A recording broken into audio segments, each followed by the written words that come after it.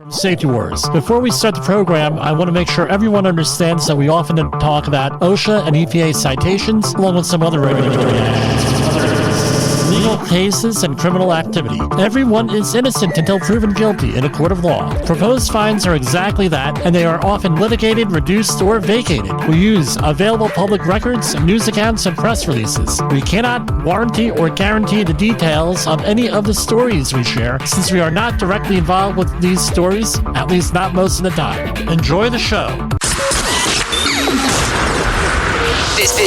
This show is brought to you by Safety FM.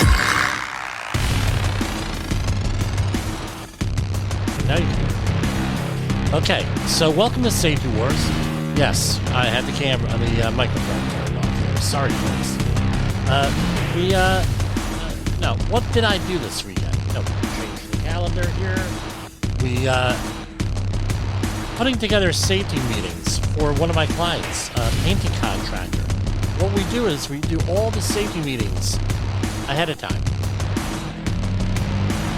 for the entire year. And took me a couple of years to put it together, and we ended up, that's what we ended up doing is everything for the whole year. We ended up doing in a different language this time, English and another language. So OSHA has really been cracking down on a lot of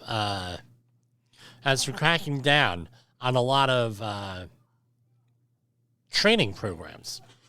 Now, we read it here in some of the news stories we do from OSHA, and we also do this. I'm all tongue-tied tonight. Sorry, folks. Been up since 4:30 a.m.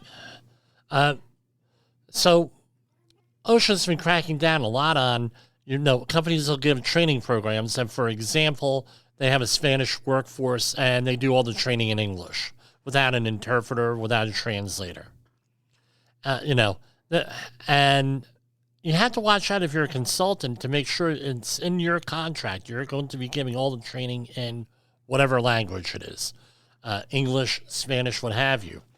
And if there's going to be someone else there has to be an interpreter or a translator that is familiar with the language. So, for example, it used to be back in the day, summer vacation, you would have a lot of Spanish teachers or Spanish students. Let's say that they were studying Spanish in college or they were bilingual to begin with.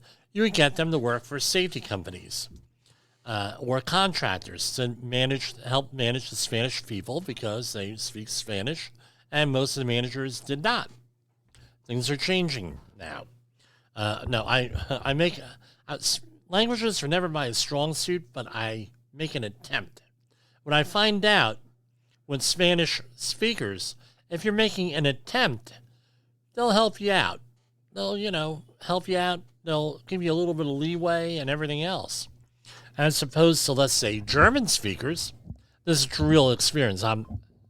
Pulsel, German name and everything. We go over to Germany. It's about 1983, July of 1983, me and my dad. And we do a pilgrimage of sorts. So we went to see the orphanage where my grandfather grew up. We went to Davos, Switzerland, which I laugh about because who would have known that Davos would have been, for the World Economic Forum. So when we hear Davos, right, I know where that is. I know where they have the World Economic Forum, even though it's 40 years later. And what's even funnier is I was watching a show on Top Gear, right, the most popular TV show in the world at one point. And they were doing a race from, they did cars and stuff on that show. They were doing a race from the Channel to Venice through Davos. And this is like 10 years ago. I'm watching it, and the pizza place that we always were eating pizza when we were on vacation, we went there like 3 times. Guess what? That was on the show. I almost fell out of my chair when I saw it. Never changed in 40 years, or at that point, 30 years. So, but you go over to Germany, and my father, who is a native German speaker, in his house, they spoke German growing up. So he was, but he was a little bit rusty, and he was picking up on it. We're there for like a couple of weeks in Germany, right? We're talking, and he's, oh yeah, I'm good. So he goes into the a store, and he starts speaking German. Whatever it was. No, I could speak a little. I used to be more fluent, and he says, and the woman behind the counter says, "Why don't you just speak English?" Oh, and that's that way Germans are culturally. It has to be perfect. But if you go to any of the Spanish-speaking countries, any of the Spanish-speaking ethnicities, they're willing to work with you. Because they feel that you're trying to be respectful to them. They're going to be respectful for you. So. What's my point? They used to get these people to do Spanish training, right? And nothing would ever turn out right, for the people who really knew Spanish. It was not, they were using wrong terminology, wrong ideas, had no concept of anything going on in the construction world. And so what OSHA has said was, if you're going to do, let's say, outreach training, it has to be a Spanish language person who's familiar with construction, with the subject matter, if they're going to do an interpreter or a translator. The other thing is this. Let's say you have a 10-hour course, and the trainer is English speaking, and you need to do it in another language, and you have an interpreter there. You just made a 10-hour course into a 20-hour course and a 30-hour course into a 60-hour course. So with the new technology, new techniques, and some proprietary stuff and people I work with, we're able to do it in multiple languages, all of these safety means. So if you're interested, 845-269-5772. We're going to be talking about turkey fires today, right? So deep fried turkey, right? It's the... if you are in United States, you know that this week you're going to be marking the Thanksgiving holidays. Right. So you're going to be here with the Thanksgiving holidays here, and every year you get, there's a lot of stuff out there with this, and. Right, there's a lot of stuff going on with turkeys. I mean, every year you hear in every town practically. There's a turkey. This guy burned down his house with a turkey fire. He brought it in the kitchen. He brought it in the garage. There was one story about 5 or 6 years ago where a construction crew, had just finished making their building the house, and they decided to have a deep fried turkey to celebrate and have, like, for the crew, right? Well, not unheard of. Usually beer is usually involved in a lot of these things, at least back in the day. And they end up going, and they set up the turkey fryer, deep fried, in the house. In the garage, they burned down the whole house after they just got done. So, according to, I'm reading off the State Farm website here, and there are many ones. This is from August of this year. Tips to safely deep fry a turkey. Cooking a turkey in a deep fryer without causing a dangerous fire is on the menu this holiday. So this was in August. They got way ahead of the curve on here. According to State Farm, there are 60 injuries and 5 deaths and over $15 million of property damage every year from a deep fried turkey. People actually getting killed with this. So here we have, never keep fryers unattended. That means you bring the cooler with you, and you bring a nice folding chair, maybe a picnic table. Maybe now with the technology the way it is, you can watch the football game, right, while you're deep frying a turkey. Keep outdoor fryers at a safe distance from structures, off wooden decks, and away from trees. Yeah, that would be good. Never, and by the way, if you're up here in the drought-stricken Northeast, you probably want to be extra careful. And this may be illegal in some towns. Maybe you have a ban for this. Never use fryers in garages. Place the fryer on a level surface to avoid moving it once in use. So make sure it's on a stable surface. Be cautious of the weather. Avoid operating a fryer in the rain or snow.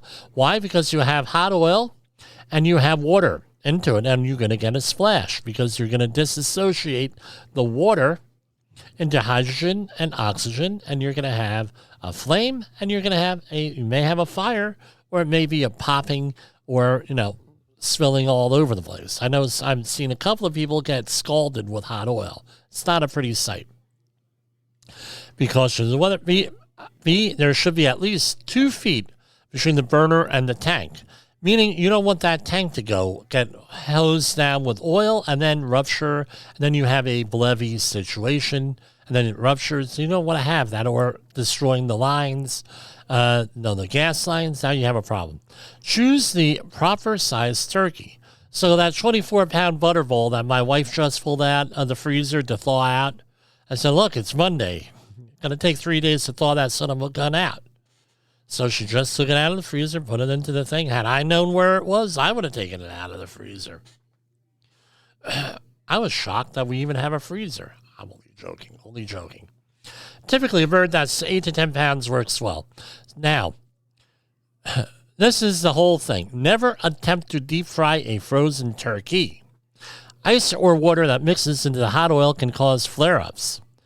Follow directions on the label to assure the turkey has been properly defrosted and is completely dry before placing into the fryer. Also, skip stuffing in the turkey before frying. Consider using a fryer with temperature controls. Continuously check the oil temperature carefully. Cooking oil that is heated beyond its smoke point can catch fire. If you notice the oil is smoking, turn off the fryer. Turn off the burner before lowering the turkey into the oil. This way, when you put the turkey in the oil and you have too much oil in the container, in the pan, in the pot, whatever we're calling it, it may overflow the oil. Now, you don't want it to overflow onto flames. That's a bad thing. So you do it when the burner is off. Once the turkey is submerged, turn the burner back on. Wear protective cooking gear. Put on goggles to shield your eyes and use oven mitts to help protect your hands and arms. Remember, you got oil on you. It doesn't come off so easy. It stays on you. It ain't like water. Keep protective equipment within reach, such as an ABC or grease-rated fire extinguisher. Never use water or a garden hose on a fire related to turkey fryers because it's going to cause the fire to spread. Keep children and pets away from the fryer. Once finished, turn the burner off and carefully remove the pot. Place the pot on a level surface and cover it to let the oil cool overnight before disposing. Do not put it down your drain. One of my buddies did that when we were teenagers in his house. Bad results. Thank God his father was a plumber. Real bad. Opt for an oilless air fryer. These use infrared heat rather than oil to cook the turkey, or an air fryer. You need a big air fryer for that kind of turkey. Wow. So, unfortunately, Thanksgiving Day is the busiest day of the year for local fire departments, who in 2021 responded to approximately 1,160 home cooking fires, according to the NFPA. If you plan to deep fry your holiday bird, keep the turkey fryer safety tips in mind so you can use the fryer and help protect yourself. This is over on the State Farm website, and what I'm going to tell you to do is to go and check it out. Check out anything with this. Be very careful with those turkeys. This is actually going to be our safety meeting for tomorrow for one of the projects I'm on. Now, pardon me. Let me go to commercial break. We're going to pull up a couple of stories here. Make sure I'm good and ready because we're getting on to a very serious subject right now, and that is nuclear war, nuclear terrorism. I'm going to read some select things out of my publication that I put out a couple years ago. It's not in print. Last I checked, it's going for like $20,000 on Amazon. On the used book service type of thing. So, okay, let's go to commercial break. Hey there, safety professionals.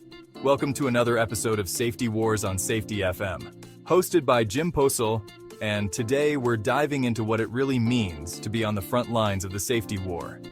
So, let's start with the basics. Safety is not just a set of rules or regulations. It's a culture, a mindset, a way of life. When we talk about safety, we're not just protecting workers from harm. We're building an environment where everyone can thrive. It's about going home safe and sound to our families every single day. Now, I know it sounds like a heavy responsibility, but that's why we're here. To make sure everyone understands the importance of safety and knows how to implement it effectively. Whether you're a seasoned safety professional or just starting out, there's always something new to learn. Let's talk about some key strategies. First up, communication. It's critical to ensure that everyone on the team is on the same page. Regular safety meetings, clear signage, and open dialogue can prevent a lot of accidents before they even happen.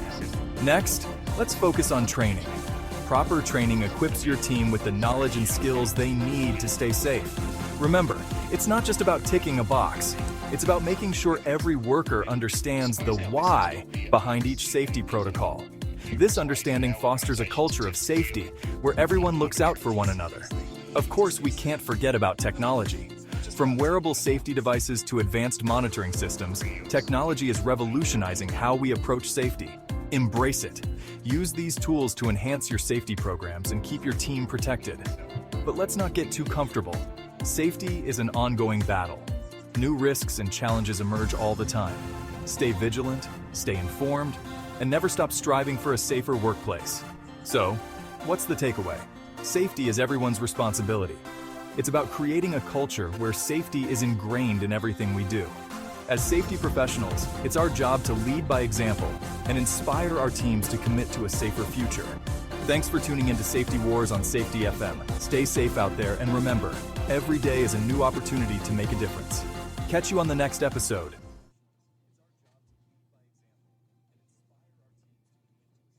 OSHA recordables, catastrophic losses, environmental disasters. You want answers? So do I. This is Jim Posel with Safety Wars. That's my daddy! Okay, we are back with this. And we're going to, for your Safety FM people, I apologize there with that. For whatever reason, the software did not kick in there for that. Don't know. It worked everywhere else. Okay. So that's good. I went to a commercial break here because we're going to start up with our next topic here. First topic for you people on Safety FM was turkeys, right? Deep frying turkeys. You can check it out on the podcast, but be very careful with those. You can Google all the hazards there. So here's what we have. I woke up to this, and we've been dealing with nuclear terrorism and nuclear war threats here. So, now, if there were, when does World War III start? Does World War III start? Did it start last week when Vladimir Putin sent over a rocket over the Ukraine, proving that they have hypersonic missiles and that they weren't really set up for it over there? That was the moral of the story. Was World War III start when we start to escalate things like we did this morning with all the rhetoric and everything else? Or no, where exactly does this start? Is it like World War I where Archduke Ferdinand? I think it was Ferdinand was killed. That was the start of World War I, and then shortly thereafter, I don't know. However, I think last week was a waypoint along the way, at a minimum. This morning I wake up to NATO calls on businesses to prep for wartime scenario. And this is not from something like, the other wars, right? InfoWars or anything like that, or some other alarmist prepper type of thing, which, believe me, I'd read a lot of them. A lot of them are very legitimate and everything else out there. Some of them are just looking for little clicks here, right?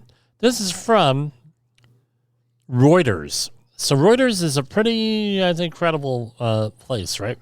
Top NATO official calls on business leaders to prepare for wartime scenario. This is out of Brussels. A top NATO military official on Monday urged businesses to be prepared for a wartime scenario and adjust their production and distribution lines accordingly in order to be less vulnerable to blackmail from countries such as Russia and China. And now, I'm going to, not in the article, but I'm going to say this. Part of, and this is Hillary Clinton in 2016 talking, why she was saying this, I have no idea. Part of the, now, we consider in this country a cyber attack to be an act of war, potentially. So this could also be cyber attacks also with this. All right, going on here. If we can make sure that all crucial services and goods can be delivered no matter what, then that is a key part of our deterrence. And NATO's military chief, Dutch Admiral Rob Bauer, in Brussels, speaking at an event of the European Policy Center think tank, he described deterrence as going far beyond military capability alone, since all available instruments could and would be used for war. So this is along the lines of human organizational performance. What is safety? Safety is not an absence of incidents, but a presence of controls, as Todd Conklin always says. Presence of controls, presence of guards with everything. That is what safety is. That's our definition. Hopefully the new administration will be adopting some of those principles because the current administration doesn't. Right? Believe me, they have the information. I know for a fact they have the information. Now, so here we have creating capacity in our system. Disaster preparation. This article is about businesses being prepared from supplying things and everything. Now, in the event of a nuclear attack, that takes things up a notch. But we're more likely to get a cyber attack or sabotage or things of that nature than before anything with that. So just increasing capacity. Very, very hoppish there, if I could say that. Okay, next article. This is one from the Daily Star out of the UK. I don't know how reliable of a source they are, but here we have World War III fears as a nuclear warning from U.S. government highlights area 15 minutes from disaster. U.S. Federal Emergency Management Agency has issued a chilling guide on how to survive a nuclear attack, and we're going to go over that here. As global tensions rise amid the conflict in Ukraine and Middle Eastern disputes grow more heated. As global tensions mount, the U.S. FEMA has released a spine-chilling survival guide. They issued this earlier this year. Right, so I don't see why this is a necessarily, what's the word I'm looking for? Now, this has become more and more urgent, but I don't see why they're sounding the alarm on this now, is what my point is with this. And let's see.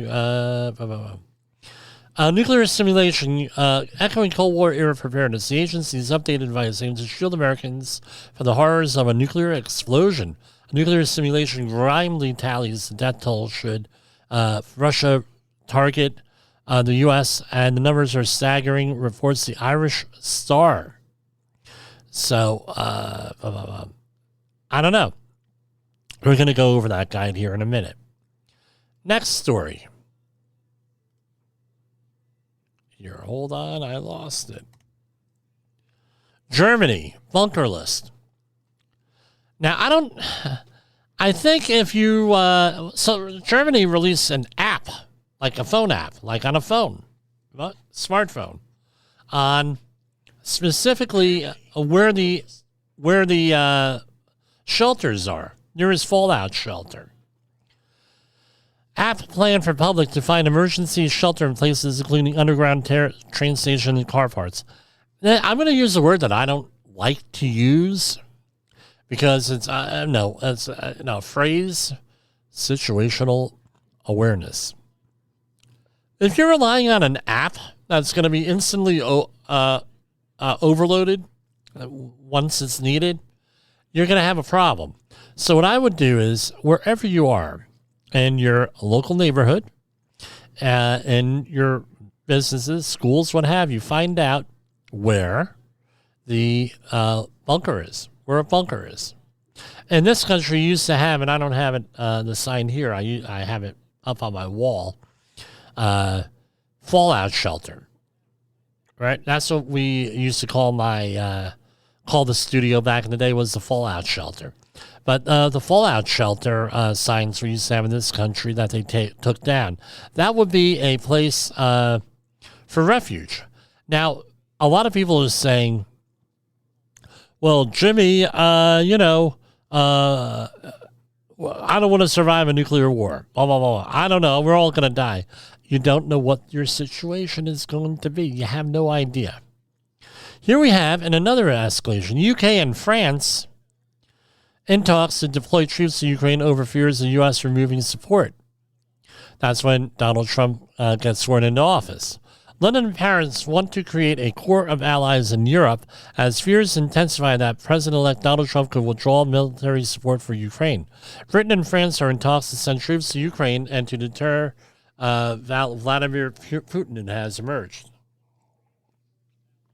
London and Paris want to create a core of allies in Europe as fears intensify that President-elect Donald Trump could withdraw military support from Ukraine.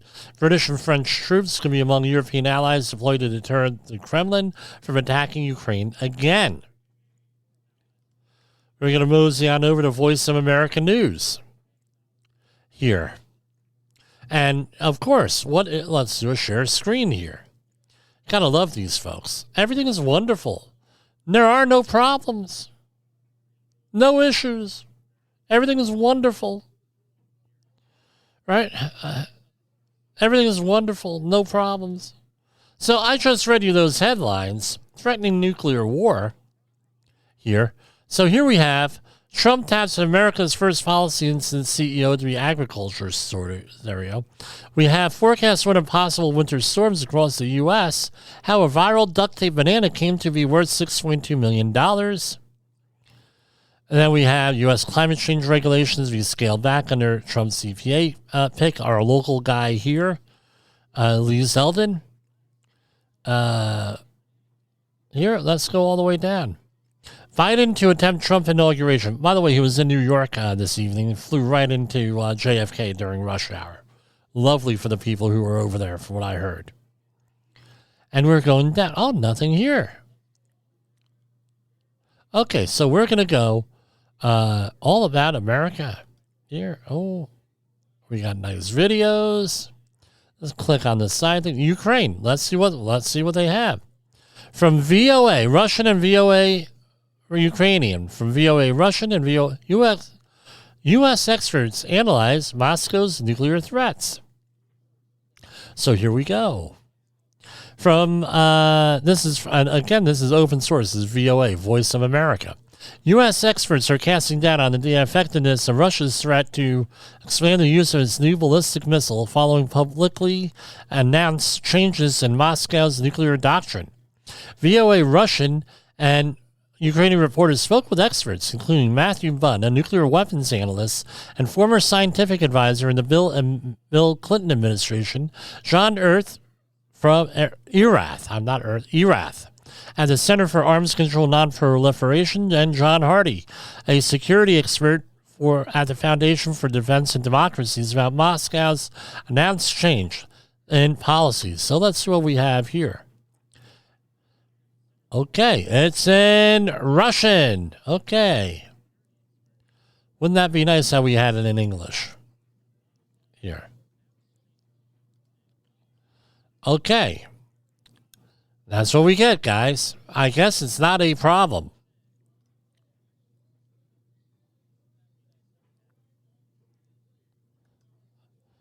Here. Right? I do this for a reason here because nothing's ever a problem. Everything's wonderful. So let's try that again. Do we have any other things here? See the full story here. So this is what we're going to do. It's in Russian. We're going to go on over to, I would think VOA is like outlawed in Russia. I don't know. Just like I think they would probably treat it as RT over here. So let's copy that. And what I'm going to do is I'm going to go into AI, see if we can do this. Translate into English.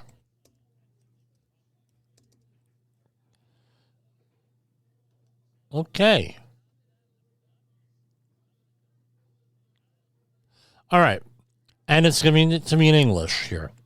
So this is ChatGPT 4.0, little o. On Dignity and Freedom Day, November 22nd, Russia struck the Ukrainian city of Dnipro with an intercontinental ballistic missile. This marked the first ever use of this type of weapon, designed to carry nuclear warheads in combat, Ukrainian President Volodymyr Zelensky stated in a video address. According to information from Ukraine's Air Force, the ICBM was launched from the Astrakhan region in the Russian Federation. Additionally, Russian forces launched aeroballistic and several cruise missiles. Some of the missiles were intercepted and destroyed, Ukraine's Air Force reported via Telegram. Russian military activity has intensified in recent days following reports of Ukraine's use of long-range Western missiles, including ATACMS and Storm Shadow. So we're going to scroll on down. Monitoring the readiness of Russia's nuclear forces is a priority for nuclear intelligence, says Matthew Bunn, a nuclear weapons analyst and former science advisor in the Clinton administration. As far as we know, they are in a state of combat readiness. Yeah. No guvno. Right? It would be foolish for the United States not to believe that Russia could use nuclear weapons if it decides to do so. Something we could agree with.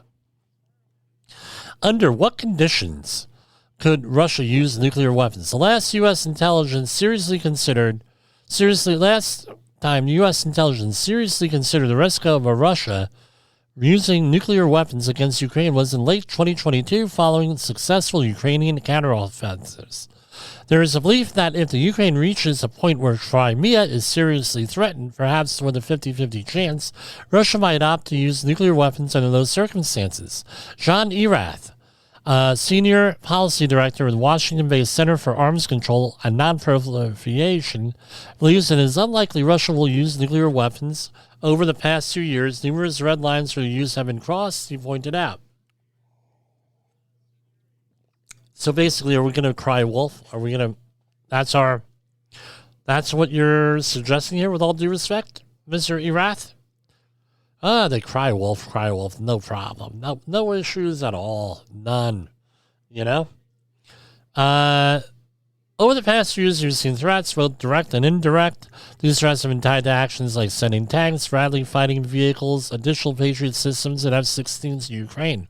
This time, we're seeing a policy change on paper for the use of nuclear weapons. While it's an additional step in something new, it aligns with Russia's previous responses. The aim, halting Russian Western support for Ukraine. Russia has repeatedly threatened the use of nuclear weapons over the past 2 years. The aim of these threats is to intimidate the West, and Ukraine experts emphasize. Russia's policy revolves around consistent efforts to make countries stop supporting Ukraine, to prove Ukraine cannot win the war, and to ensure that Russia is allowed to dictate the terms of any ceasefire. John Hardy, a security expert from the Washington-based Foundation for Defense and Democracies, is convinced that the West must continue to support Ukraine with all necessary means. I believe we should support Ukraine in targeting other sites in Russia, including by providing more missiles. This could involve steps like supplying JASSM missiles or increasing support of ATACMS to Ukraine. At the same time, according to Matthew Byrne, the risk of nuclear war is at its highest since the Cuban Missile Crisis in 1962, when the USSR stationed nuclear missiles in Cuba. Bunn stressed the necessity of diplomacy to address these dangers. At the moment, there is very little being done to reduce these risks apart from deterrence, and more deterrence. Deterrence alone without diplomacy is dangerous. John, reducing nuclear stockpiles, a historic perspective. John Erath reminded that during the Cold War, the U.S. and USSR managed to reduce the number of nuclear missiles by 80%. At the time, the governments of the U.S. and Soviet Union argued that 80,000 nuclear weapons were necessary to prevent a Third World War. Over time, we realized that number was too high, and reductions were made. Today, around 15,000 weapons remain worldwide. And I'm going to include on this, that included the disarming of Ukraine and South Africa. Ukraine and South Africa. Moreover, however, further reductions are unlikely given the current international tensions. Moreover, there is a risk of new nuclear arms buildup due to the expiration in 2026 of the new START treaty, the Strategic Arms Reduction Talk treaty between the U.S. and Russia. I've been doing this way too long, guys. Looking at this since I'm 9 years old. The last remaining arms reduction treaty. So that's what we have. So we have one side saying we have a problem, and the other side saying nothing to worry about. My question is this, and this is a serious question here, right? Are we really going to trust these people? We talked about social contract last week. How's that working out for us with the social contract? That's what my question is. Now, we're going to go to a quick commercial break again. So here we are, talking about nuclear stuff. And everything's fine. Everything's okay. That's what they said. Now, earlier this year, this is what we received. Let me do a share screen here. I'm going to be going to the other, using new software in very, very near future here. All right, this is what we have, and I will be describing this to you people who are listening on Safety FM and on the podcast, Safety Wars Podcast. You can also catch us we are broadcasting on Rumble, YouTube, our company Facebook pages, Safety Wars. All right, and here. Yes, there I am on Rumble and on the other thing. So just check us out. We finally are figuring out how to do this stuff after everything else I got to do, right? All right. So this is right off of so they're saying don't be worried, but then they issued this earlier this year. All right, this is marked March 2018. However, it was updated earlier this year. I remember this. They promoted this whole thing here. All right, and boom. So, be prepared for nuclear explosion. Nuclear explosions can cause significant damage and casualties from blast, heat, and radiation. But you can keep your family safe by knowing what to do and being prepared if it occurs. What do we have here? We have a nuclear weapon is a device that uses a nuclear reaction to create an explosion. Nuclear devices range from small, portable devices, we're talking about 10 kilotons roughly. Fukushima and Nagasaki were like 19 and 21, respectively, in that range. A nuclear explosion may occur with a few more minutes warning or without warning. Right? What do you have? You have a bright flash that can cause temporary blindness for less than a minute. A blast wave that can cause death, injury, and damage to structures several miles out from the blast. Radiation, which can damage cells of the body. Large exposures can cause radiation sickness. If I run overtime here, we're going to just continue broadcasting on all of the platforms, Safety FM, You can catch us on the podcast on one of the other platforms at the top of the hour. Radiation can damage cells in the body. Large exposures can cause radiation sickness. Fire and heat can cause death, burn injuries, and damage to structures several miles out. An EMP can damage electronics several miles out from detonation and cause temporary disruptions and further out. Fallout is radioactive, visible dirt and debris raining down that can cause sickness to those outside. So fallout is most dangerous in the first few hours after the detonation, when it is giving off the highest levels of radiation. It takes time for fallout to arrive back to the ground. Use that. Let me do this. Okay, make this bigger so Jimmy can see it. All right. It takes time for fallout to arrive back to the ground level, often more than 15 minutes for areas outside the immediate blast damage zone. This is enough time for you to be able to prevent significant radiation exposure by following these simple steps. And they have 2 of them.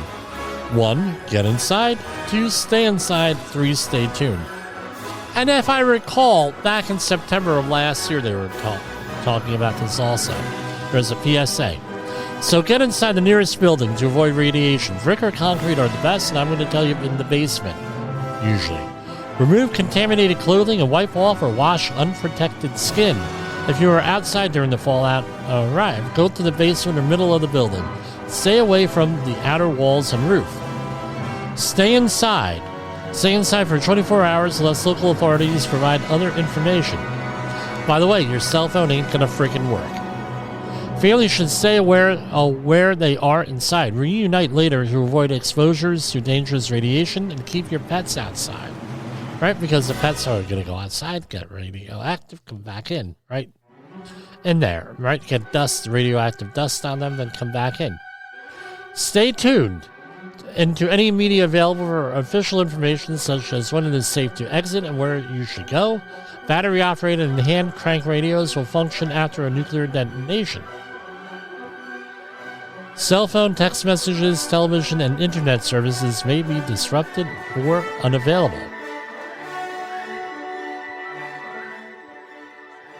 All right, how to stay safe in the event of a nuclear explosion.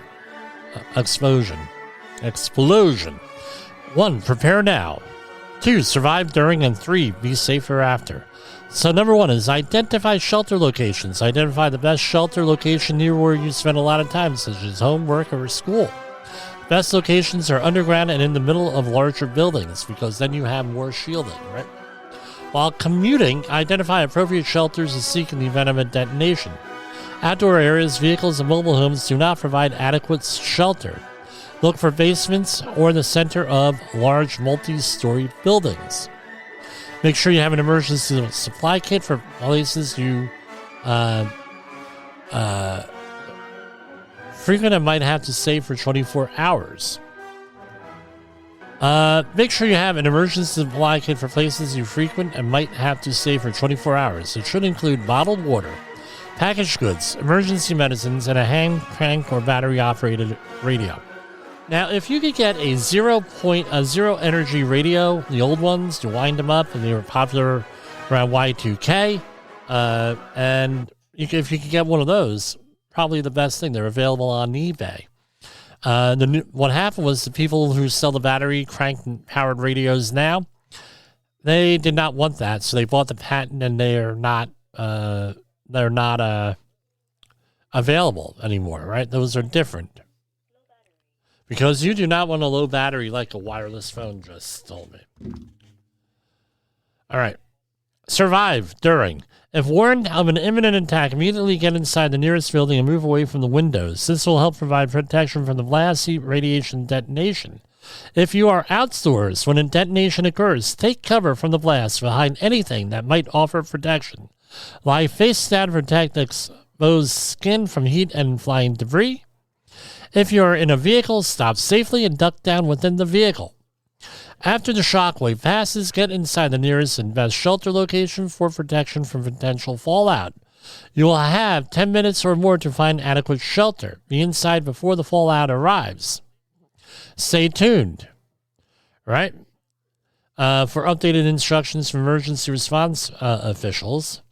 And here we have be safe thereafter. Immediately after you're inside a shelter, if you have been outside, remove the outer layer of contaminated clothing to remove fallout radiation from your body. So if you already have a pre-planned area, that means have emergency supplies, including changes of clothes, or that multiple changes of clothes.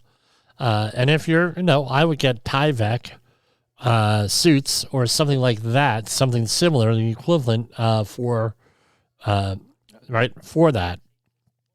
But basically, take a shower or wash. I doubt that you're going to have, a water available. So you better have that pre-planned.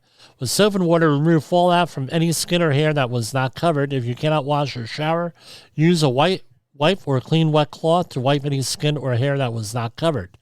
Clean any pets that were outside after the fallout arrived. Gently brush your pet's coat, and to remove any fallout particles, wash your pet with soap and water if available. It is safe to eat or drink packaged food items or items that were inside a building. Do not consume food or liquids that were outdoors uncovered and may be contaminated by fallout. If you are sick or injured, listen for instructions.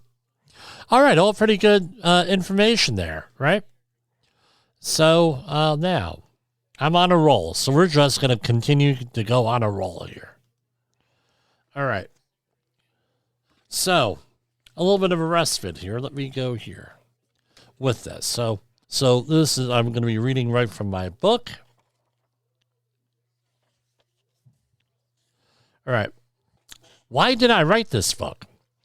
Our government has neglected its fundamental duties of promoting good and resisting evil. I should probably issue a reissue this, right? But we'll see. Money is a deciding factor in every major emergency response and decision. Your life is worth more than $1. And as we American citizens can evaluate we as American citizens can sometimes evaluate our situation better than the government.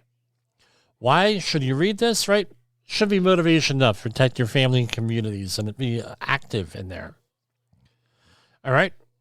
We're not here for an academic solution, meaning, we have two extremes. We have one extreme saying they have studied the problem for more than anyone else and then endorse a litany of unworkable solutions. Sounds like COVID, doesn't it? The second extreme will feel that there is no threat. The government will protect them, and therefore, as citizens, have nothing to do. The academic solutions will only impart knowledge, not wisdom or experience or anything else. Knowledge does not preserve life. Wisdom and taking action does. All right, what's wisdom? Knowledge plus judgment. Right? And be a leader. So this was written in fall of 2012, but it was actually written a lot before that. Here we have, politically, there are deep divisions in this country among the vocal leaders of both the left and the right. Both agree nuclear terrorism is a real threat. In this case, nuclear war is a real threat. And these are some older things, but you'll recognize the names here. On the left, there is Secretary of State Hillary Clinton, right, lives on the other side of the river from us here, and was, when we first got married, she was like 3 miles away from where we live, who gave a major policy speech to the Council on Foreign Relations on October 31st, 2006, stating, Iran poses a significant threat to the United States by combining access to nuclear materials and technology with support of terrorists, whose aim is to attack and kill Americans. That's gone out of control since 2012, 12 years later. On the right, there are several commentators like Newt Gingrich that have, and again, remember, this is 2012, Republicans were out of power. Newt Gingrich, that have been raising concerns about the threat of nuclear terrorism as far back as 1999. Mr. Gingrich stated that the Hart-Rudman Commission of the Council on Foreign Relations recommended that the government be able to respond to 3 nuclear events in 3 different cities on the same morning. Some also believe that a nuclear event will be a false flag event used to usher in a totalitarian state. Now, when in the run up to doing this, I attend a lot of public meetings on this stuff and everything. My opinion, and what we also have here, a religious element here. And I would add today a religious and political element, where you have one side, and a lot of people, especially, and I've heard this in the blogosphere and online social media and everything, where people are saying we deserve to get nuked because of X, Y, and Z. It used to be the religious right saying that we are heathens, we are this, we are that, and we get extremists on the right. Not all, but hey, we deserve this. On the left, it's a little bit of a different tact. On the left, it's because of who we voted for in the last election. Now, we deserve that, and that's we deserve to be nuked. And it's also a depopulation agenda. You're to say, Jimmy, that sounds conspiratorial. One of these days, I'll do a program on this because there's been a depopulation movement in this world since at least 1967. One of my friends, political friends, has it mapped out to the 1830s here, 1840s with depopulation agendas here. And some people are happy that this is, hey, we need a war to wipe people out, then we don't have problems.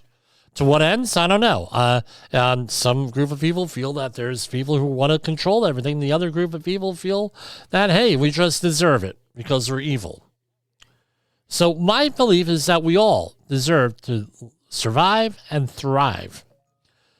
Right? So with a nuclear war, very difficult to do that depending on the scale and everything else. But I don't think it'll be a full-scale thing. I think it'll be very limited here, if at all. But the big thing is with all these groups is a lack of willingness to compromise. Nobody wants to compromise.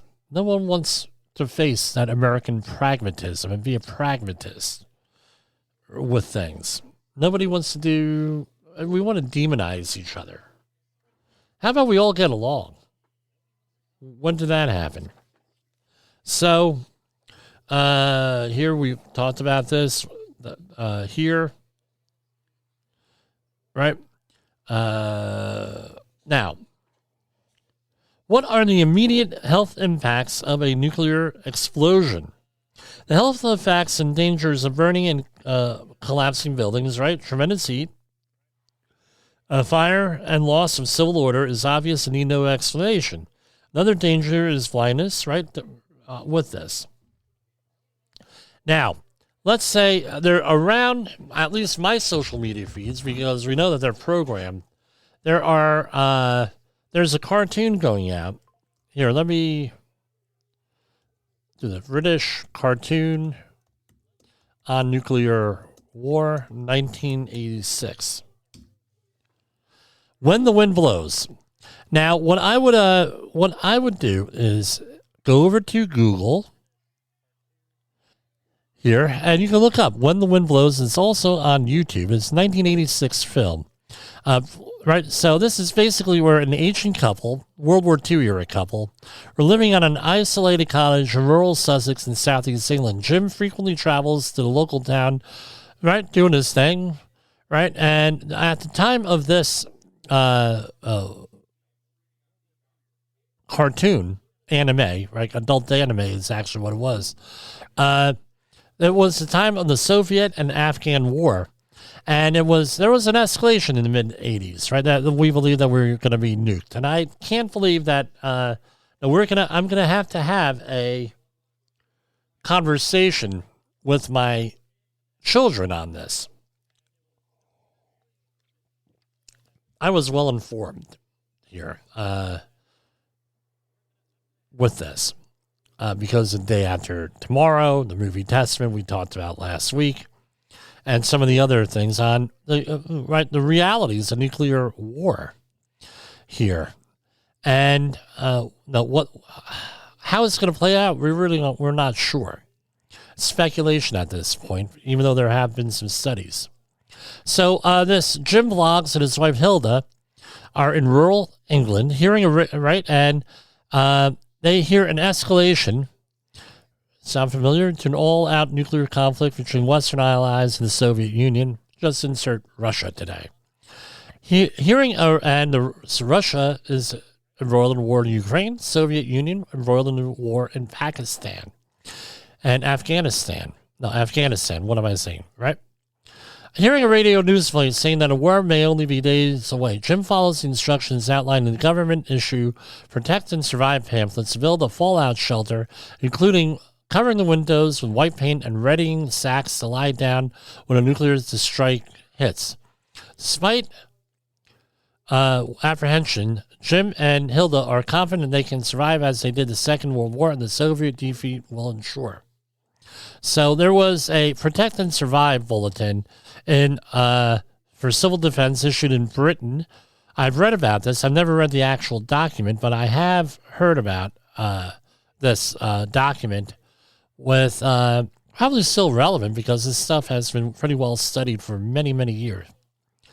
So as a radio transmission warns of an imminent ICBM strike, the couple rush to their shelter, just escaping as distant shock waves batter their home. Right, thank God for the inverse square rule.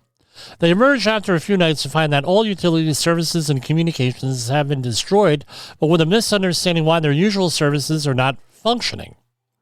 With Jim speculating that most have temporarily ceased due to wartime measures, like they had in World War II. Jim and Hilda remain stoic and try to resume their daily routine, preparing tea and dinners on a camping stove, noting numerous errands they will have to run once the crisis passes, and trying to renew their evaporated water stock with rainwater. Fallout dust is visible in the air throughout the house. Jim believes that a rescue mission will soon be launched to help civilians. They venture outside when radioactive ash has blocked out the sun, causing heavy fog. They are oblivious to the dead and dying animals strewn across the landscape, the destroyed buildings of the nearby town, the scorched vegetation outside their cottage. This is like a Twilight Zone episode, that one with Burgess Meredith. Their initial optimism eventually begins to fade due to prolonged isolation, lack of food and water, growing radiation sickness, and the absence of communication from the authorities. Jim is worried about an invasion. Hilda is basically dying of acute radiation sickness. And near death, Hilda suggests they lie down in paper sacks. Jim is trying to keep everybody calm. Everything is good. Jim is now resigned to their fate and agrees as they crawl into the sacks. Jim tries reciting prayers, including Psalm 23, but forgetting the line, starts to read the charge of the Light Brigade, whose militaristic and ironic undertones distress the dying Hilda, who weakly asks him not to continue, and then it ends with that, and with the Morse code signal, mutually assured destruction, MAD, right, which is the policy up to recently. Pretty scary there. With that. So, by the way, if you want a good resource with this, right, we had ready one pager. If you're looking to get in depth, if you can find a copy of my book, that would be a good thing. But if you can't find a copy of my book, which is highly unlikely because I got the last couple of copies here, go on over to do a share screen here. Hold on. Yes, I run everything here. I'm the engineer. I'm everything here. This is the official, and for years it was the official United States edition for nuclear issues. It's 317 pages. Takes a long time to get through. Very detailed. This was the 87 edition towards the end of the Cold War. Originally, Department of Energy thing, right? And you can get this. This is available for free download here. Now, Mike, the whole thing is here. Right, and this, well, let me, I'll tell you that in a minute, right? The dangers of nuclear weapons, myths and facts, psychological preparations, warnings and communications, evacuation, shelter, the greatest need, ventilation, and it goes into on and on and on and on. Now, so let me do that screenshot again, right? Nuclear War Survival Skills, probably one of the better books out there. There are a lot of good books out there. But something you got to realize is that most of this stuff, if you're going to prep, a normal prepping takes, right, on paper, I calculated it to be about 2 weeks. Now we have a moving target. We have a target here, right? Things may happen from day to day. We're going to see the escalation here. God, I hope and I pray to Jesus Christ that nothing happens. I pray that things are resolved here. And this doesn't happen. But as you can see, things are going fast. If you look at, remember from the movie, The Day After Tomorrow, it was like a 2-week run-up to situations. So this is what I want you to do. I want you to go out, and as you're able to, because I know money's tight for a lot of people, prepare for disasters. We dedicated the whole month of September for this every year. Prepare for this type of situation. FEMA tells you need 4 days of food. Okay, go out and get, I think most people can get 4 days worth of food. We have Thanksgiving dinner coming up this week. Enjoy yourselves. If you believe in God, pray to God. Thank God for what you have. If not, whatever it is you do, enjoy your time with your families. Don't alienate your family. But I think on a time like this, everyone's going to be shopping anyway for the holidays. Might be a good idea to go in and get yourself ready. Same thing, right? Right, and let's not forget, there's one major supermarket in January, if this goes out that long, that does the can, right, advertising here in the Northeast, when they have the Rockettes there doing the can on the commercials. So this might be a little bit easier to get things because we have stores having stuff. They have 3 or 4 days worth of stuff. Water. They have like 4 days worth of water available with you. And that's about 2 gallons per person per day. So this is not unforeseeable here with that. If you have to get bottled water, get the smaller bottles rather than the bigger bottles. This way, if the smaller bottles get contaminated, 1 or 2, you only contaminate 1 or 2. You don't contaminate gallons and gallons of water. So that's the next thing, right? Is for the right, Preston Carney. Go and get the book. It took me about a year to really read that and to really give it, as Brett Sutton says, soak time. So here we have, other than hazards previously discussed, the ongoing danger will probably be from acute radiation syndrome. ARS. ARS is caused by the exposure of high levels of radiation over a short period of time over a large section of the body, reaching internal organs. Immediate effects from nuclear explosion. Virtually all the people will die what is called the heavy damage radius. The light damage area outward poses better chances of survival, but victims will probably all have skin burns and later develop ARS. What are the symptoms of ARS? Nausea, vomiting, and diarrhea. These symptoms start within minutes or days of exposure and may be intermittent. Extreme flu-like symptoms, seizures, and coma accompany virtually all ARS illnesses and may last up to several months. Skin damage. Skin damage ranging from dermatitis, irritated skin, to sunburn is normally always present with ARS. This is when hair loss occurs. Dermatitis may be intermittent and may take up to several years to heal.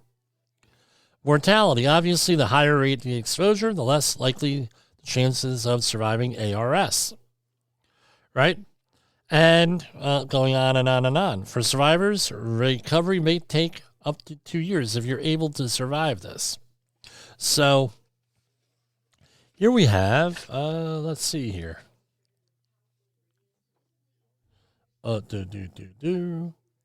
Okay.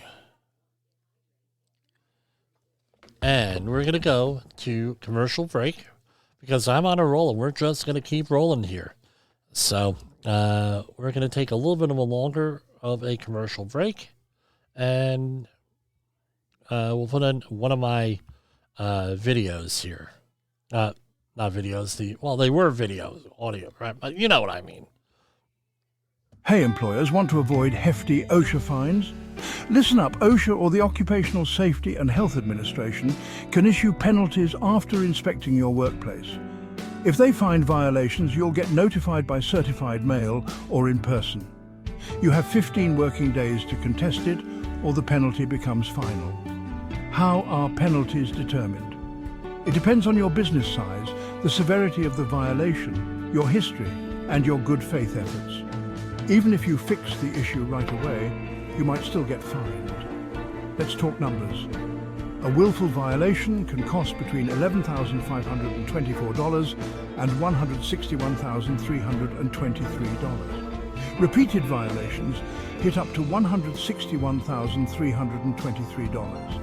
Serious violations can reach $16,131.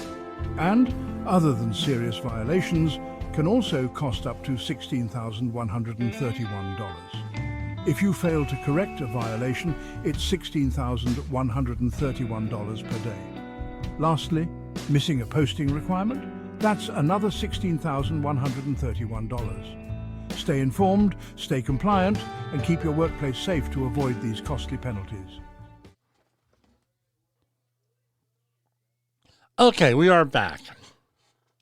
All right, I wasn't planning on doing this. I'm going to be completely honest with everybody here. But here we are. We're doing it. Let me get the regular camera back up and running. Hold on. And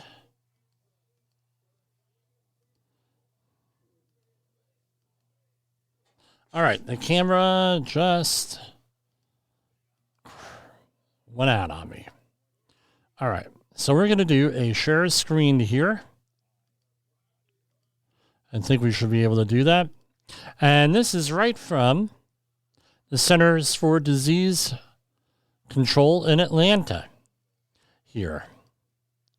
All right. And we got to unplug this. Okay. Yes, it's all here. All right. So here we have the acute radiation syndrome chemical safety card, right? I didn't plan on doing all of this, but I'm on a roll. I'm keeping going. Conditions for ARS. And now we're fortunate here in Rockland County, New York, because they just shut down the Indian Point, nuclear plant. So we have all these radiation stuff. We have good plans here. And what they have, and you can still see them, are monitoring points throughout our community here. So you'll be going down the road, and there's going to be a number 13, a number 10, a number 40. Those are monitoring points for radiation. So we're able to map these things out here in our area. So we know that they're doing pretty good here. So hold on. Let's do this. All right. So they're going to be collecting measurements. So radiation dose must be large, greater than 0.7 grays or 70 rads. Mild symptoms may be observed with doses as low as 0.3 grays or 30 rads. The dose usually must be external. Radioactive materials deposited inside the body have produced some ARS effects only in extremely rare cases. So three classic acute radiation syndromes. This is all from the CDC. Bone marrow syndrome. The full syndrome will usually occur between a dose of 0.7 and 10 grays. So 70 to 1,000 rads. Anything over 5 rads considered your PEL. So this is a lot. So mild symptoms may occur as low as 0.3 grades or 30 rats. The survival rate of patients with this syndrome decreases with increasing dose. The primary cause of death is the destruction of bone marrow, resulting in infection and hemorrhaging. A GI syndrome, gastrointestinal syndrome. The full syndrome will occur with a dose greater than approximately 1,000 grays, or 1,000 rats. 10 grays or 1,000 rats. Some symptoms may occur as low as 6 grays to 600 rats. Survival is extremely unlikely with this syndrome. Destructive and irreparable damages in the GI tract and bone marrow usually cause infection, dehydration, and electrolyte imbalance. Death usually occurs within 2 weeks. Then you have cardiovascular central nervous system syndrome. Full syndrome will usually occur with dose of greater than 50 grays. So this is higher. Symptoms occur with that. Death may occur within 3 days. Death is likely due to collapse in the circulatory system, as well as increased pressure on the confining cranial vault, I guess that's head, and the result of increased fluid. So you have 4 stages. You have the prodromal stage. Classic symptoms in this stage are nausea, vomiting, as well as anorexia and possibly diarrhea, which occur from minutes to days following exposure. These symptoms may last for minutes up to several days, a latent stage. In this stage, the patient looks and feels generally healthy for a few hours and even up to a few weeks. A manifest illness stage. In this stage, the symptoms depend on the specific syndrome and last from hours to several months, and recovery or death. Most patients who not recover will die within months of exposure. The recovery process lasts from several weeks for up to 2 years. So here is a table here. You gotta love it. All right. Okay. So here we have the in a table form with this. And this is identical. The Department of Defense originally had put this out, and this is, now we could go into this here. So acute radiation syndromes here gives you everything. Basically, the bone marrow, which is the least one, mild symptoms may occur right at the lowest levels, 6 times the PEL. Basically, it's not exact. I get it. I'm going to get rid. For our purposes, it's roughly the same. In most cases, bone marrow cells will begin to repopulate, and this is for clinicians. All right. So the LD 50 or 60, lethal dose 50, and the dosage is between 250 and 500 rads. So at 50% exposure, so 50 to 60% of people are going to be dead with 250 to 500 rads. Gastrointestinal, right, and that is, right, what impacts your digestive system. The LD100 is about 1,000 rads. So 1,000 rads or above, you're dead. Real simple. It may take a couple of weeks, but you're going to eventually end up dying. Cardiovascular and central nervous system collapse is in excess of 5,000 rads. Symptoms are extreme nervousness and confusion, severe nausea, vomiting, and watery diarrhea, loss of consciousness, and burning sensations in the skin. Onset occurs within minutes of exposure. Stage lasts for minutes to hours.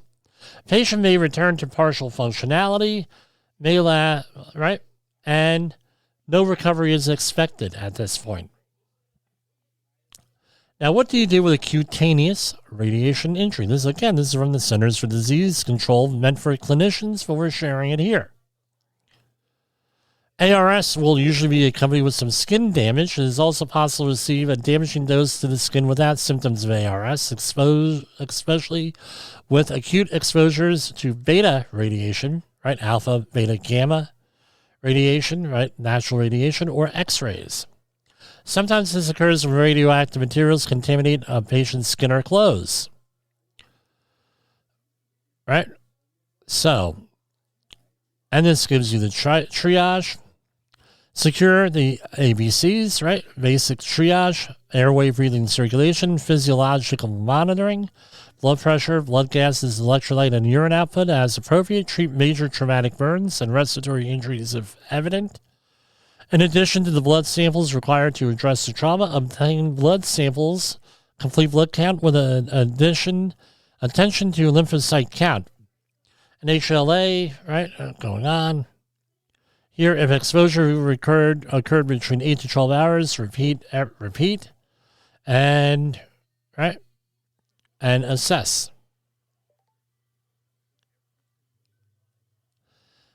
So initial treatment, comfort, basically. This gives you some medical testing here that I don't fully understand, so we're not going to go into it. And that's basically it. I'm sure you've heard the news. Safety training is evolving, and you should be too. Outdated safety training isn't just boring, it's dangerous. If your safety trainer is still preaching a warped version of behavior-based safety from 25 years ago. Okay, we're going to cut that off. Hey, employers So want to basically, avoid... that's what we're looking at here with this. So I broke this down into simple things here, right? So from 0 to 100 rads, no effect. And the rads are going to be what they're going to be reporting this at. 100 to 200 rads, nausea and vomiting. For 10 to 50% of this ceases within 24 hours, right? And then you're getting up to 200 to 600 rads, nausea and vomiting in 50 to 100% of victims. Cognitive impairment within 6 to 20 hours. We'll go through all of this here. I'm going to do this again. So now the thing is, well, what about this? When you start to get over 800 rads, you're going to die. That's basically it. Pretty much, you're going to die. Over 90% of victims experience nausea and vomiting within minutes in less than 1 hour. And as far as if you survive this, what's the latent period for cancers? Anywhere from 2 to 40 years. For leukemia, bone cancer within 15 years, thyroid cancer between 15 to 30 years, lung cancer between 10 and 20 years, and cataract formation in the eyes 1 to 5 years. So that's all that's been documented here with this. And right, and we go into everything else here. We'll probably do a full course on here. And this is where I'm going to end up here with facing the facts. We always have an opportunity to change course. That's what the fact is. Cooler heads and everything else that go into this. We deserve to survive. We deserve to thrive. Not only us in the United States, everywhere. Don't despair. We don't know how this is going to pan out. No need to be anxious. No need to run out there and panic. What I'm going to tell you is don't get lulled into a sense of complacency. Go out there. Live your life happily. Enjoy your family this week. It's a holiday week. Prepare, because guess what? You're already going to be in the supermarket preparing for that turkey or whatever you prefer on Thursday. And that's what's going on. I'm going to be not broadcasting tomorrow. We will be back on Wednesday and possibly Thursday here with this. So, for Safety Wars, this is Jim Posel. Sorry about the camera issues here for you folks watching me on the platforms. We are going to finish, and if you're new to the program, we always finish with patriotic music at the end. Usually from the United States, but sometimes other countries too, depending on the news. We'll see you back later on. The views and opinions expressed on this podcast are those of the host and its guest and do not necessarily reflect the official policy or position of the company. Examples of analysis discussed within this podcast are only examples. They should not be utilized in the real world as the only solution available, as they are based only on very limited and dated open source information. Assumptions made within this analysis are not reflective of the position of the company. No part of this podcast may be reproduced, stored in a retrieval system, or transmitted in any form or by any means, mechanical, electronic, recording, or otherwise, without prior written permission of the creator of the podcast, Jay Allen.